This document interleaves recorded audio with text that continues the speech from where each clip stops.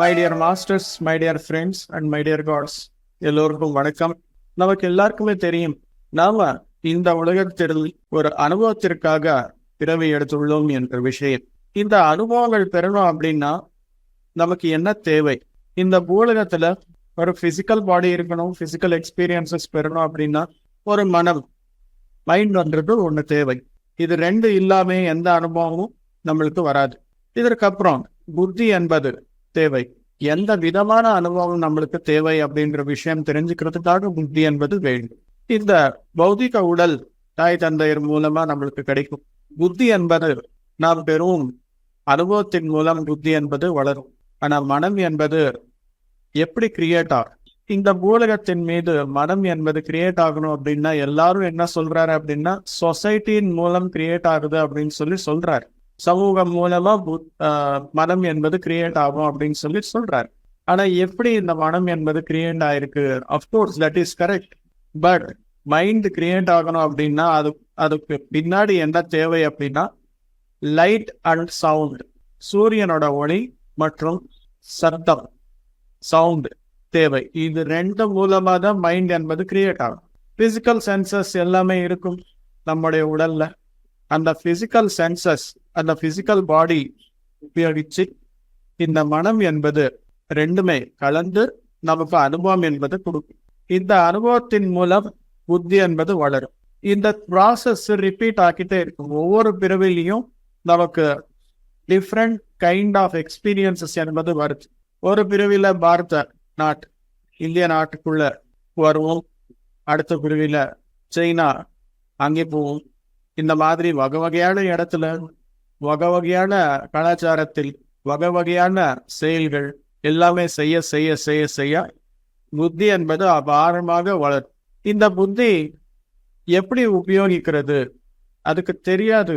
நம்ம என்ன கொடுக்குறோமோ அதை பத்தி ஆராய்ச்சி பண்ணி நம்மளுக்கு ரெஸ்பாண்ட் பண்ணிட்டே இருக்கு. ஸோ எந்த குடும்பத்துல நீங்க பிறந்து எந்த விதமான மனம் என்பது, எந்த வகையான புத்தி என்பது உங்களுக்கு கிடைக்குமோ அந்த வகையான எக்ஸ்பீரியன்சஸ் தான் வருது மாஸ்டர்ஸ்.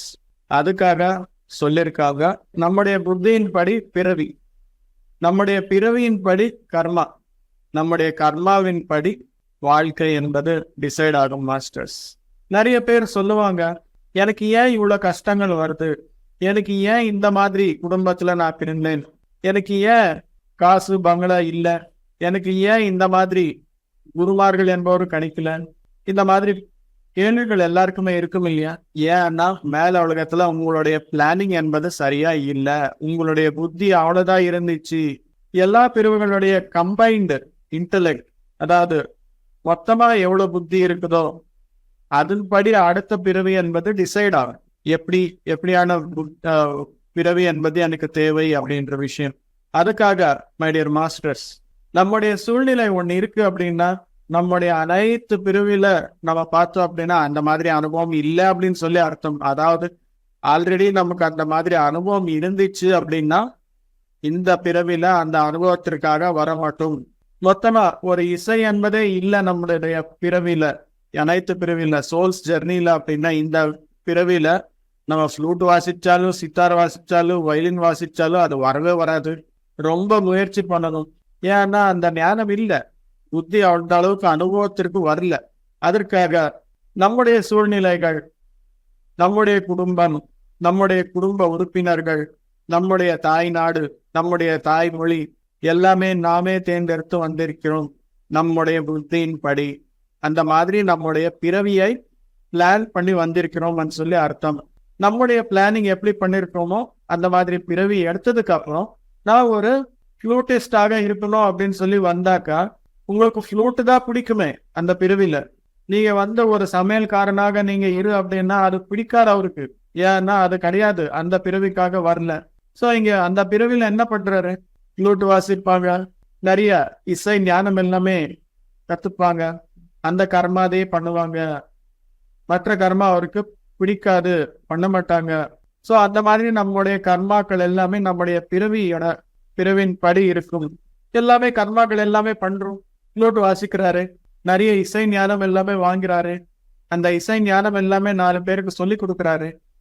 அந்த இசை ஞானத்தை எல்லாமே ஒரு புத்தகமாக எடுத்துட்டு அது ரிலீஸ் பண்றாரு. இந்த விஷயம் எல்லாமே பார்க்கும்போது அவங்களுடைய கர்மா இவ்வளவுதான் செய்யறாரு. அவங்களுடைய வாழ்க்கை எப்படி இருக்கும்? ஒரு ஃப்ளூட்டிஸ்டாக இருக்கும், ஒரு சாதாரணமான மனிதனாக இருப்பாங்க. அதை விட்டுட்டு பிரைம் மினிஸ்டர் ஆகலையே, நான் சீஃப் மினிஸ்டர் ஆகலையே, நான் அம்பானி ஃபேமிலியில பிறக்கலையே, நான் ஏன் இந்த தமிழ்நாட்டுல வந்திருக்கேன், குஜராத்ல போயிருக்கலாமே, வெஸ்ட் பெங்கால்ல போயிருக்கலாமே அப்படின்னா அது மாறாது. உன்னுடைய கர்மா இப்படி இருக்கணும் அப்படின்னு சொல்லி நீ பிறவி எடுத்து வந்திருக்கிறேன். சோ இந்த விஷயங்கள் எல்லாமே தெரிஞ்சுக்கிறது தான் ஆன்ம ஞானம் என கூறப்படும். இந்த விதமான ஆன்ம ஞானம் எல்லாமே முக்கியமா என்லைட்டன் ஆகணும் அப்படின்னா அது தேவை.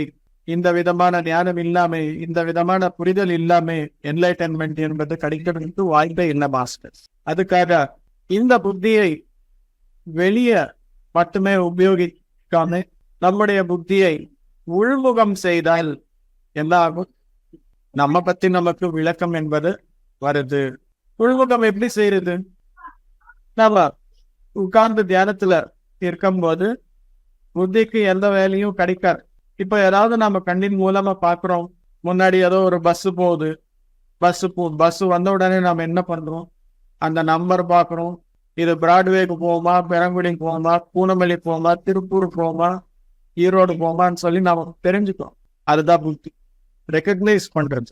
கண்ணை மூடிட்டோம், காது நமக்கு சத்தங்கள் எல்லாமே கேட்கும். ஆனா ஒரு நல்ல இசை வச்சுட்டோம், வெளியில இருந்து யாரு பேசினாலும் அது நம்மளுக்கு தேவையில்லை அப்படின்னு சொல்லி கட் பண்ணிட்டோம். அங்கிருந்தும் எதுவும் வேலை இல்லை. அத மாதிரி எல்லா பஞ்சேந்திரியங்களுக்கும் ஒன்னொன்னு கட் பண்ணும் போது புத்திக்கு வேலை இல்லாம போயிடும். அந்த நேரத்துல என்ன ஆகும்? புத்தி எதுக்காவது தேவை, ஏதாவது வேலை பண்ணணும்னு தேடும் போது உள்முகமாகும்.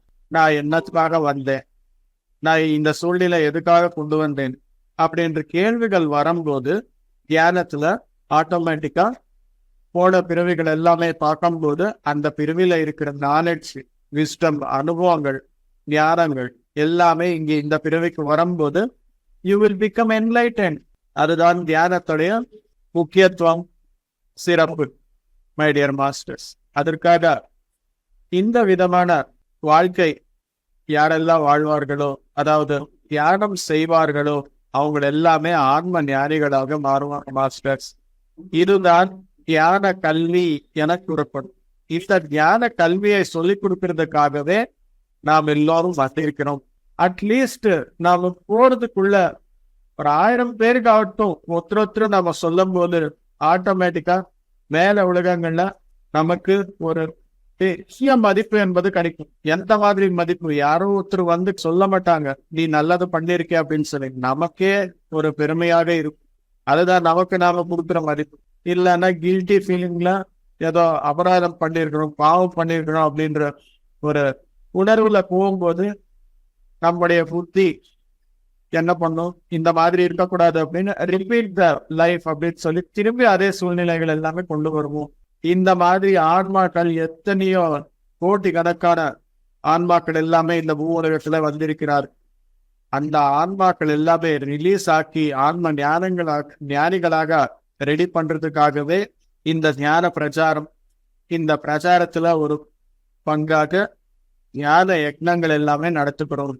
இதற்கு எல்லோரும் இந்த ஆன்ம ஞானம் பெற்றவங்க எல்லாமே வந்து தியானம் பண்ணும்போது நம்முடைய ஆன்ம சக்தியின் மூலம் அந்த ஆன்மாக்கள் எல்லாருக்குமே உதவி கிடைக்காம இருக்கிற ஆன்மாக்களுக்கு எல்லாருக்குமே நாம் செய்யும் தியானத்தின் மூலம் விடுதலை ஆகும். அந்த கதிர்கள் எல்லாருக்குமே டச் ஆகி இந்த பூலகம் எல்லாமே எனர்ஜைஸ் ஆகும், எல்லோரும் என்லைட் ஆகும் அந்த மாஸ்டர்ஸ்.